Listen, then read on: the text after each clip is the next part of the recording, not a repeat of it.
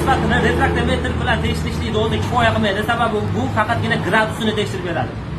Bundan tashqari bizda maxsus, ya'ni sifatini tekshirish uchun testerlar bor.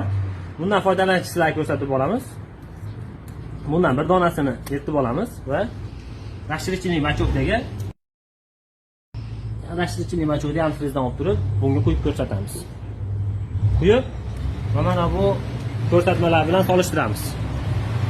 Rangi bilan solishtiramiz. Birdan oldigacha bo'lgan ranglar, bular radiator va pechkaga ziyoni bor, ya'ni bular zanglatishga moyilligi bor. Xo'p, 7 dan 10 gacha bo'lgan rang chiqadigan bo'lsa, bu yaxshi degani, va 11 dan 14 gacha bo'lgan ranglar bo'lsa, bular ya'ni kislotali muhit, ya'ni motorga ziyoni katta buni. Sizlarga yangi antifrizlarni ham bir tekshirib beramiz. Bu narsa faqatgina рабочий antifrizda emas, даже yangi antifriz olayotganda tekshirib olishinglar ham mumkin bo'ladi. Ikkosi ikki xil antifriz, sizlarga firmalarini ko'rsatmadik. Bunda solishtirishlik uchun ikkosi ikki xil rang chiqdi. Bu bilan solishtirib olsanglar bo'ladi. Bunisi 10 chiqdi.